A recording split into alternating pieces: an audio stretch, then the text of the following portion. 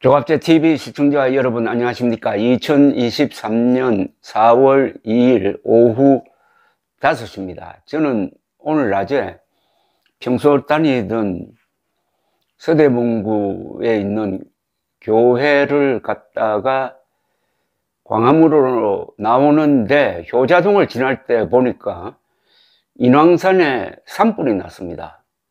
도심에서 가까운 곳에서 산불이 나고 헬기가 출동해 가지고 진화 작업을 하는 장면을 찍어 가지고 동영상으로 올렸습니다. 저는 개신교의 고신파 소속 교회에 다니고 있습니다. 고신파 교회라고 하면은 이 개신교 신도들은 잘 아시는 교파입니다. 일제시대 때 일제의 신사참배 강요에 맞서 가지고 싸우다가 감옥에 가서 순교도 하시고 살아남은 분들이 해방 후에 다시 복귀해서 부산에 고려신학교라는 학교를 세우면서 개혁 운동을 했습니다. 일제시대 때 한국의 기독교가 거의 대부분 신사참배 압력에 굴복을 했습니다. 그러나 고신파 소속 목사님들이 맞서 싸워가지고 한국의 교회가 그래도 그 정통성을 이어가도록 했다는 점에서 고신파는 상당히 높은 평가를 받고 있는데, 그러나 그 교리는 매우 보수적입니다. 정치로부터 상당히 멀리 떨어져 있는 오로지 복음주의적 성향이 강한 이 교회는 예배를 볼 때도 아주 조용하게 보는 편입니다. 그런데 오늘 제가 이 황영훈과 관련해 가지고 노래에 대해서 많이 이야기를 하니까 오늘 예배를 드리면서 찬송가를 몇 번 부르는지 한번 세어 보았습니다. 약 1시간 예배 중에서 찬송가를 6번 불렀습니다. 찬송가 부르는 시간이 한 20분 되지 않았을까 하는 생각이 듭니다. 그러면은 60분 예배에서 3분의 1이 찬송가라는 뜻입니다. 즉 음악이라는 뜻입니다. 그만큼 이 기독교에서 음악, 노래가 차지하는 비중이 크다는 것을 알 수가 있습니다. 뭐 잘 아시겠지만 근대 음악은 유럽에서 교회에서 출발한 거죠. 그만큼 이 음악이란 것이 인간의 생활, 특히 정신면에 미치는 영향이 어마어마하다고 생각을 합니다. 어떻게 보면은 인간 정신력의 최고의 표현은 시 또는 음악으로 나타나는 것이 아닐까라고 생각을 합니다. 혹시 영화를 좋아하시는 분들은 스필버그 감독의 UFO 영화 미지와의 조우를 기억하실 것입니다. 미지와의 조우는 그 원명이 Encounter of the Third Kind라는 좀 어려운 제목인데, 어쨌든 UFO와 인간이 소통하는 걸 주제로 한 아주 유명한 영화입니다. 거기에 보면은 UFO와 O가 나타났는데 지금 공중에 떠 있는데 저 사람들하고 소통을 하려면 무슨 방법이 있어야 될 것 아닌가, 말이 안 통할 테니까 해서 인간이 고안해낸 것이 인도의 민속 음악이었습니다. 인도의 음악을 들려주면은 반응이 있을 것이다 해서 인도 음악을 들려주었더니 과연 반응이 있었습니다. 이 말은 뭐냐면은 음악은 우주와도 통한다는 거죠. 음악은 신과도 통하는 그런 힘이 있다, 이런 뜻 아니겠습니까?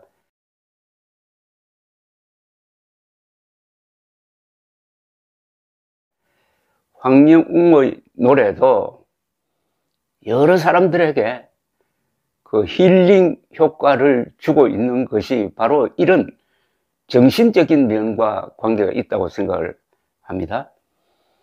이 개신교를 만든 사람이 마르틴 루터죠. 1517년. 이 사람이 독일의 신학교의 수도사인데요. 독일 신학교를 다니던 수도승이라고 봐야 되겠습니다. 수도승인데, 당시 교황의 부패에 대해서 흥분해가지고 1517년 10월에 일종의 대자보를 붙여가지고 도전장을 내는 게 종교개혁의 출발점이었습니다.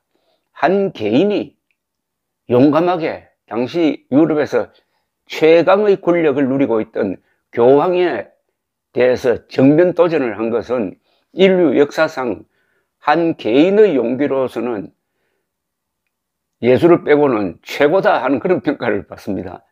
근데 이분이 찬송가를 작사, 작곡하는 걸 즐겼다고 합니다.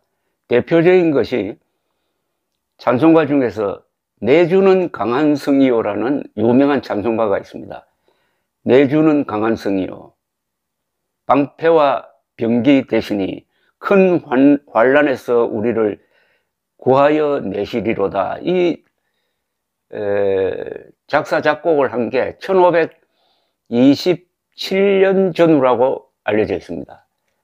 이 마르틴 루터로 해서 교황의 권위가 무너지고 그러다 보니까 천주교도 이래서는 안 되겠다 해가지고 또 개혁운동을 펼치고 하는데 1618년에서 1648년까지 30년 동안 개신교와 천주교가 독일을 중심으로 해가지고 전쟁을 합니다. 이 종교전쟁을 합니다.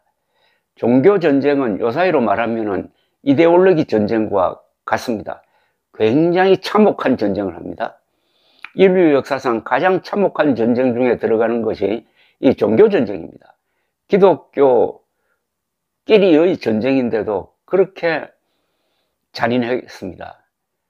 30년 동안 독일을 무대로 전쟁을 하다 보니까 독일 사람들의 3분의 1이 죽었다고 그럽니다.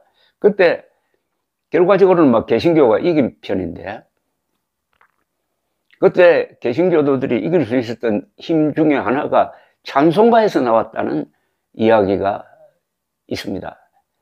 우리도 우리 역사 속에서 좋은 노래로 해가지고 얼마나 많은 위안을 받았습니까? 특히 이미자 씨의 노래의 힘을 잘 아신 분이 바로 박정희 대통령입니다.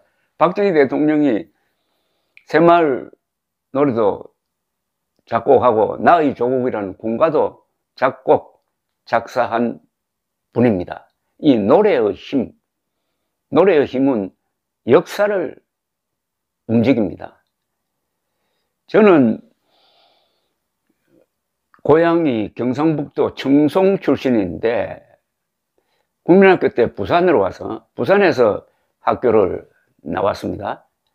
그런데 유명한 가수들이 가장 많이 나오는 동네가 어딘지 아십니까? 유명한 가수, 작곡가, 작사가가 가장 많이 나오는 곳은 부산 경남 지역입니다. 울산을 포함해 가지고. 부산 경남 출신 작곡가, 작사가, 가수를 나열하라고 하면 아마 1시간 걸릴지 모르겠습니다.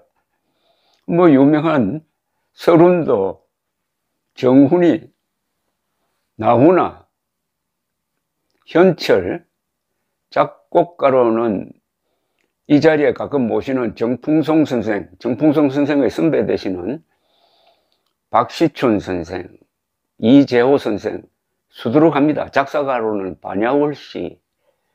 왜 이렇게 부산 경남에서 트롯 계통의 작곡, 작사 그리고 가수들이 많이 나올까?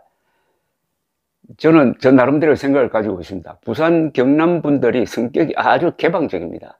바다도 있고 성격상의 특징 그리고 목청이 높다고 합니다. 부산 경남 사람들이 아주 고음을 잘 내지른다고 합니다. 그리고 외래 문화와 일찍부터 이렇게 접촉할 수 있는 그런 지리적 조건을 갖고 있었습니다. 가라오케도 제 기억으로는 아마 한국에서 제일 먼저 도입된 곳이 서울올림픽을 전후해가지고 부산일 겁니다. 그리고 작곡가들 이야기 들어보면은 부산에서 히트한 노래라야 전국적으로 히트한다, 뭐 이런 이야기가 있다고 그러더라고요. 그런 전통을 이어가고 있는 사람이 황영웅일지 모릅니다. 황영웅 씨는 울산 출신입니다. 울산 출신의 유명한 가수 한 분이 계시죠. 뭐 여러분 중에 대표적인 분이 고복수죠. 타양살이, 일제시대 때 타양살이를 불렀던 고복수. 근데 이 고복수 가요제에서 우승해가지고 상금 1,000만 원을 받은 사람이 황영웅 씨더라고요. 그때부터 이제 지방 무대에 서게 되었는데, 흔히 여러분이 이 황영웅 씨를 황금 보이스다, 타고난 황금 보이스다 라고 하는데 저는 거기에 동의하지 않습니다.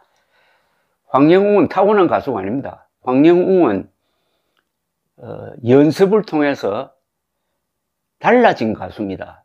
제 말을 검증하기 위해서 여러분들이 하실 일이 있습니다. 1년 전에 이 불타는 트롯맨에 나오기 전에 1년 전의 황영웅 씨의 노래를 한번 들어보시기 바랍니다. 1년 전의 노래, 뭐 나훈아가 불렀던 영영이라든지 여러 노래를 한번 들어보시면은 불타는 트롯맨에 나와서 불렀던 노래와 크게 다릅니다. 1년 전의 황영웅의 목소리는 황금 보이스가 아니었어요. 중저음이 거의 나오지 않았습니다. 고음 위주의 노래를 불렀습니다. 고음 위주의 노래를 부르면은 시작이 키가 좀 높아져서 마지막에 가면은 막 절규를 하게 됩니다. 근데 요사이 황영웅의 노래는 중저음과 고음을 자유자재로 오고 가면서 노래를 부르니까 속삭이는 것 같기도 하고 호소하는 것 같기도 하고 노래를 통해서 말을 하는 것 같기도 하고, 그래서 여러 어려움을 겪고 있는 사람들이 마음에 파고드는 창법이 된 겁니다. 1년 사이에 완전히 달라졌습니다. 그만큼 노력을 한다는 것 아니겠습니까? 가요 무대를 오랫동안 사회를 보았던 김동건 아나운서가 며칠 전에 조선일보와 인터뷰를 했는데, 잘 부르는 노래는 어떤 노래냐? 가수가 말에다가 음악을 입힌다고 했습니다. 그러니까 말하듯이 노래를 부른다고 했습니다. 그런데 좀 잘 못 부르는 가수는 음악에다가 말을 채우려고 하다가 보면은 막 멜로디에 끌려간다는 거죠. 아주 절묘한 표현인데, 황영웅 씨는 1년 전에는 곡에 말을 붙여서 부르려고 하다가 조금 노래가 딱딱한 노래가 되었다면, 요사이는 말에다가 곡을 입혀서 부르니까 이런 노래가 된 겁니다. 이 점을 제가 강조하는 것은 황영웅 씨의 품성이 거기서 나타난다는 거죠. 이분은 노력하는 사람입니다. 1년 전과 지금이 확 달라졌다는 것은 28, 29살에도 끊임없이 노래에 대해서 연구를 한다는 것 아니겠습니까? 어느 정도 연구하는지는 저는 아는 바가 없습니다만은 짐작입니다. 어떤 노래를 부를 때 이 노래가 어떤 배경을 가지고 작사, 작곡되었느냐, 여기에 이 가사는 무슨 뜻이냐, 그걸 공감하려면 어떻게 하느냐, 뭐 영화를 본다고 그러더라고요. 그 노래 가사와 비슷한 영화를 보면서 그 감정을 느끼려고 노력을 한다는 겁니다. 그래서 황영웅 씨는 타고난, 물론 목소리도 있죠. 타고난 목소리에다가 노력이 더해져 가지고 지금 이 정도 수준까지 왔다, 이렇게 생각이 듭니다. 그런데 요사이 저 동영상 댓글을 보면은 아주 황영웅 씨에 대해서 응원하는 사람들이 여러 가지 글을 올리는데 그중에 제가 몇 개를 소개를 하면서 이야기를 이어가겠습니다.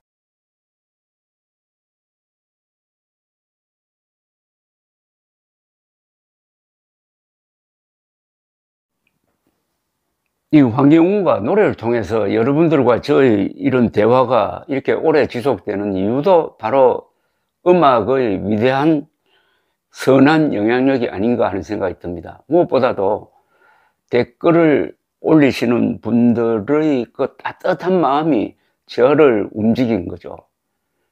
이런 댓글이 또 하나 올라왔습니다. 우리 아들도 한 소리 하더군요. 저 같은 놈은 아무것도 못하고 살아야 하겠네요. 고등학교 때 사움질도 많이 하고 잠시 사춘기에 빗나간 적이 있었기 때문에요. 어쨌든 황영웅 가수님은 온 나라를 떠들썩하게 만드는 최고의 인물이 되어가는 느낌이고 앞으로 가황이 될 듯 큰 인물이 되는데 많은 시련이 따르는 법이죠. 정말 생활에 지혜가 들어있는 글 아닙니까? 저 같은 놈은 아무것도 못하고 살아야 하겠네요. 아들이 이렇게 이야기하더랍니다.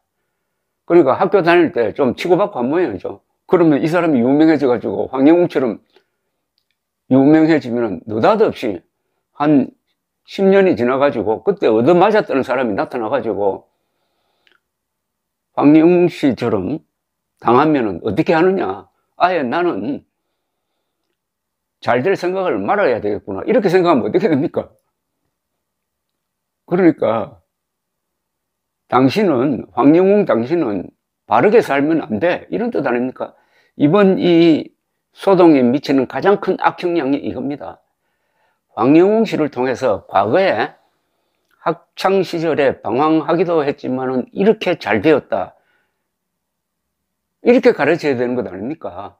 그러지 않고 지금 아무리 잘 나가도 과거에 이런 일이 있었으니까 너는 노래 부를 자격 없어. 꺼지는 정도에 멈추지 않고 무대에서 내려와가지고 너는 앞으로 자숙해. 저 어디 절간에 들어가서 있어.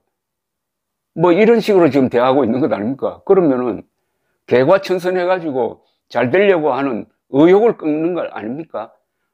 한국의 온 언론이 들고 일어나가지고 지금 자라나는 젊은이들한테 너희들 앞으로 잘 될 생각하지 마.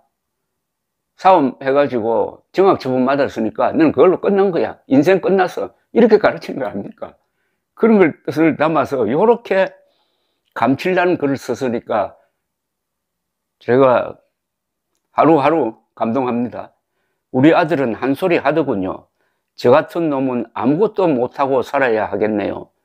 고등학교 때 사움질도 많이 하고 잠시 사춘기에 빗나간 적이 있었기 때문에요. 어쨌든 황영웅 가수님은 온 나라를 떠들썩하게 만드는 최고의 인물이 되어가는 느낌이고 앞으로 가황이 될 듯 큰 인물이 되는 데는 많은 시련이 따르는 법이죠.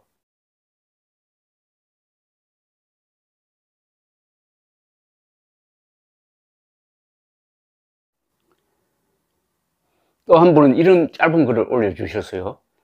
이어령 교수의 글 중에 향나무는 자기를 찍은 도끼에도 향을 묻힙니다. 황영웅 가수가 향나무와 같은 존재가 될 것을 기대해 봅니다. 지금 황영웅을 찍고 있는 그 도끼에까지도 향을 묻혀라는 이야기인데 이건 참 종교적인 이야기입니다.